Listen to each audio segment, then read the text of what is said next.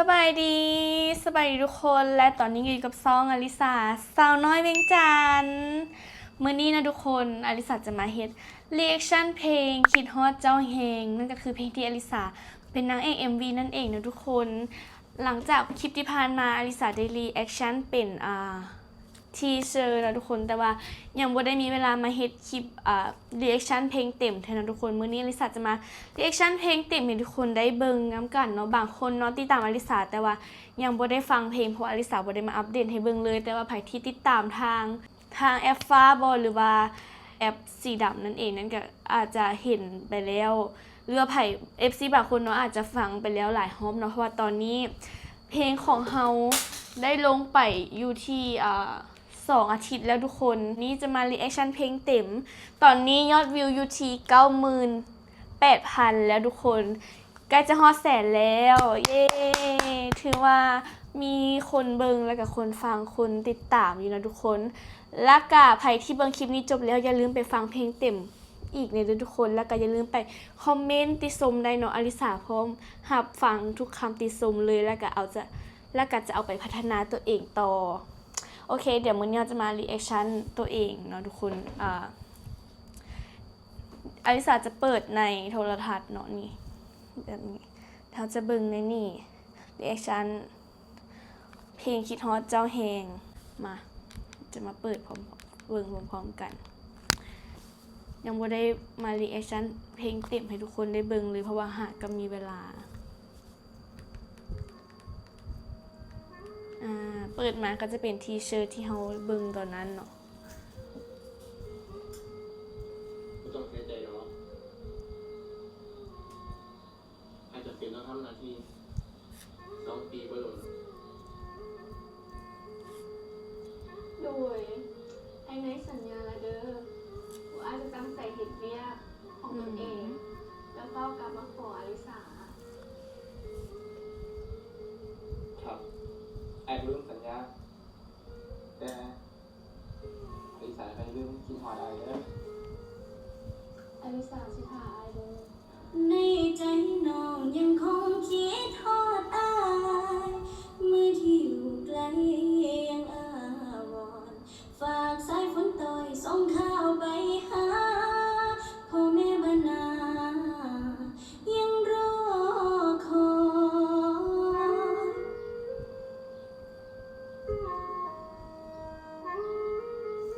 เมื่อกี้ยายเท่ากับข้าวสากนำเนาะกินข้าวป้อนข้าวใบเกลือ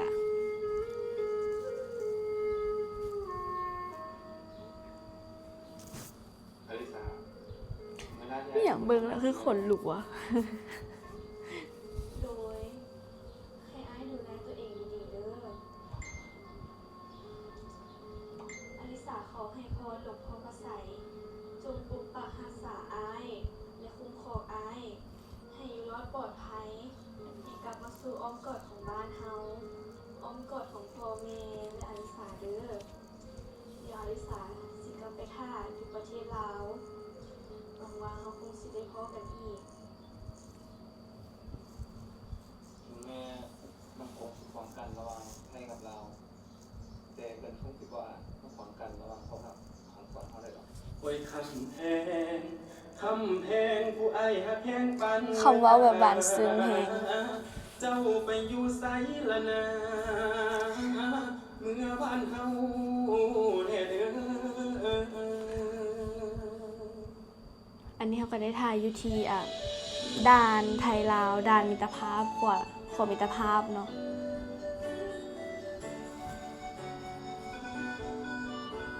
อันนี้มันยายเบาเองนะทุกคนอันนี้แมนไทยทำตั้งแต่ดุนแล้วตั้งแต่เพิ่นยังอยู่ใจยังคงโหยหาคนที่เอิ้นว่าผู้สาวลิ้นไฟลำทุ่งใจยังคงคิดถึงว่าครั้งหนึ่งเคยยืนข้างหน้าในใจน้องยังคงคิดทอดอายเมื่อที่อยู่ไกลยังอาวรณ์ฝากสายฝน อันนี้ฟังหลายเทื่อจนห้องได้พ่อแม่บ้านนา โอ้ยจะเป็นหวานยังรอคอย โอ้ยคำแพง คำแพงผู้อ้ายหักแพงปานหัวใจเจ้าไปอยู่ไสละนะเมื่อบ้านเฮาแน่เด้อ สาวอีสานบ้านนาเวอร์อลิสาที่จริงแล้วเป็นสาวลาว บ้านเฮาทีนี้อยากสิมีคนดีมาจีเขาจีน้ำกันไปเก็บเห็ดยามตรงกินบนจักกะจันกาพักกระโดน ที่พอผู้ดังคนที่เล่นต้มน้ำกันออกพรรษาปีนั้นยังจำได้อายไปอยู่สิเมืองตอนนี้อยู่กับเธอกับบ้านเฮาในเดือนทางนี้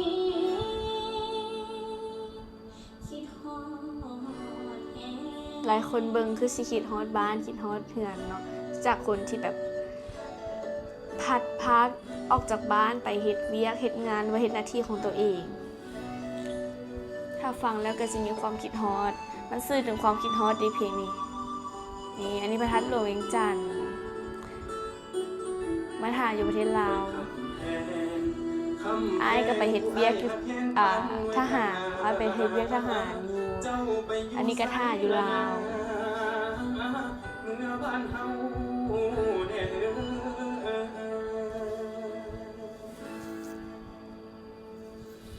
มาเด้อบ้านเฮาทีนี้อยากสิมีคนดีมาจีเขาจีน้ำกันไปเก็บเห็ดยามตรงกินปนจักกะจันกาพักกระโดน ที่พอผู้ดังคนที่เล่นต้มน้ำกันออกพรรษาปีนั้นยังจำได้ สวยเฮงทุกคนตอนนี้ตะเวนตกแบบโคตรงาม ตอนนี้อยู่กับเธอกับบ้าน แสงได้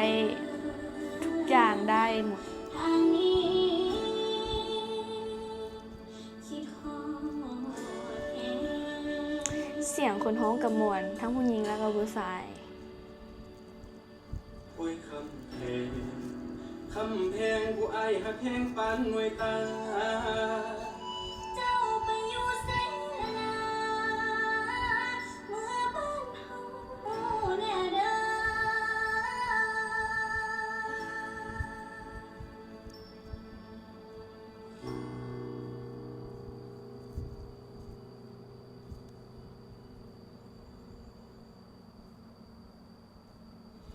มาเด้อบ้านเฮาปีนี้อยากสิมีคนดีมาจีเขาจีน้ำกันไปเก็บเห็ดยามตรงกินปนจักกะจันกาพักกระโดน ที่พอผู้ดังคนที่เล่นต้มน้ำกันออกพรรษาปีนั้นยังจำได้ดีอายไปอยู่สิเมือง ศิลปินเอิร์ธจากลักจากละกลิสกับฟิล์มอย่างสักอย่างเนี่ยอลิสาอ่านบ่ออกแบบบางคำเนาะภาษาไทยคันมาแบบมีคำยากๆอลิสาก็จะบ่ค่อยอ่านออกปานใดอะทุกคน แต่ว่ากะพออ่านได้เนาะอ่านได้เบาได้เขียนได้แต่ว่าคำใดอย่างยากที่แบบมีสาระอหย่างแบบที่ว่าเป็นคำยากๆนั่นแหละมันอลิสาบ่เข้าใจเนาะแต่ก็พอได้ฮู้เรื่องเบาได้ฟังได้เขียนได้เนาะสำหรับบางคนเนาะที่เห็นแบบว่าอลิสาเว้าภาษาไทยเขียนไทยได้เป็นหยังคือได้บ่ฮู้เนาะมันได้มาแบบอัตโนมัติเองอะทุกคนบ่ได้เรียนเลยนี่นะสำหรับเพลงมื้อนี้เรียกชั่นก็สิประมาณนี้เนาะก็คือจบแล้ว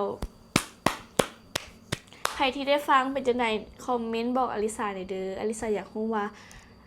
MV มันเป็นแนวใดแล้วก็อยากให้ทุกคนติชมได้แล้วก็สามารถย้องได้นะทุกคนโอเคสำหรับคลิปนี้เนาะก็สิประมาณนี้เด้อใครที่ฟังแล้วมาเบิ่งรีแอคชั่นอลิสาแล้วก็อย่าลืมไปเบิ่งเพลงเต็มได้ที่ช่องทีมงานบ้านนาเด้อทุกคนช่องเบาเอเนาะสำหรับใครที่อยากติดต่องานหรือว่ามี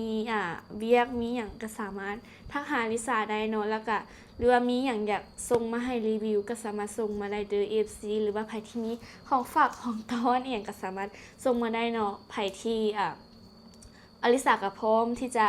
ทายแล้วก็รีวิวแล้วก็พร้อมจะทายให้ทุกคนได้เนาะทุกคนเพียงแต่ FC ทักมาหาอลิสาหลังไมค์อลิสาก็ โอเค หรือว่าติดต่อทางเบาเอกทีมงานบ้านนาได้เด้อทุกคนสำหรับคลิปนี้เนาะไผที่มักอย่าลืมกดไลค์กดแชร์กดติดตามซ่องอลิสาสาวน้อยเวียงจันทน์เด้อสำหรับคลิปนี้ขอลาไปก่อนบ๊ายบาย